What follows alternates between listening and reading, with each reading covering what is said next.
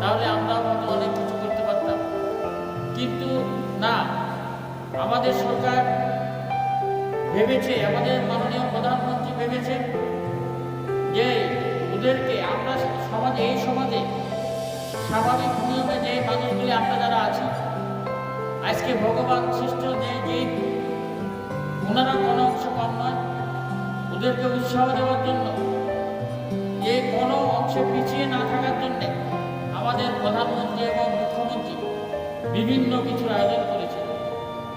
তারই অঙ্গ হিসেবে আজকে যে উৎসাহ দেওয়ার জন্য খেলার আয়োজন।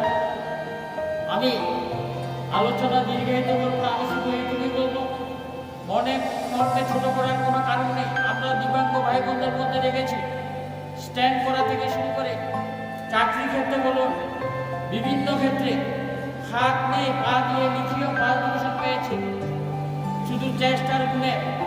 সুতরাং সরকার বিভিন্নভাবে আপনাদের সহযোগিতা করার চেষ্টা করছে, বিভিন্নভাবে উৎসাহ দেওয়ার চেষ্টা করছে।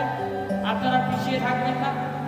সরকার আমাদের অনুপমদা বলেছেন যে আমাদের মন্ত্রী মহাশয়া দিদি, মাননীয়া দিদি আমাদের এই রাজ্যে নিয়ে যে আপনাদের এই ডিপার্টমেন্ট পেয়েছেন, উনি দেখেছি বিভিন্ন জায়গায় ক্যাম্পিং করে অক্লান্ত পরিশ্রম করে দিব্যাঙ্গ ভাই বোনদের জন্য বিভিন্ন স্কিম নিয়ে এসছে।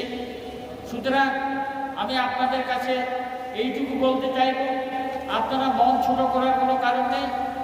আমরা স্বাভাবিক যারা আছি, স্বাভাবিক মানুষের চেয়ে আপনারা কোনো পিছিয়ে নেই। সরকার সেই ব্যবস্থা আপনাদের জন্য করেছে।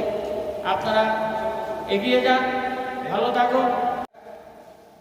যে দিব্যাঙ্গ ভাই বোনদের জন্যে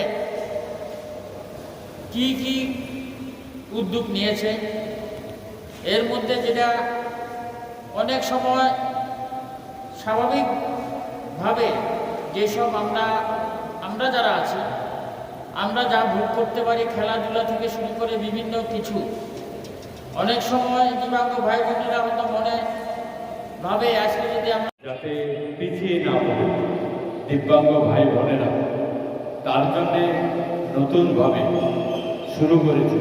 আমি সরকারকেও ধন্যবাদ জানাই যে ওনাদের জন্য, ওনাদের বিকাশের জন্য, ওনাদের মানসিকতাকে আরও সুন্দরভাবে তৈরি করার জন্য, দিব্যাঙ্গ ভাইদের জন্য আজকে যে খেলার শুরু করবেন, তার জন্য সরকারকেও ধন্যবাদ। আপনারা যারা এসেছেন আপনাদেরকেও ধন্যবাদ। বিশেষ করে আমার অভিভাবিকা, যারা মায়েরা, আমার গুরুজনেরা এসেছেন, ওনাদেরকেও আমি ধন্যবাদ জানিয়ে আজকে এই শুভ খেলার শুভ দিন শুভ কামনা করি।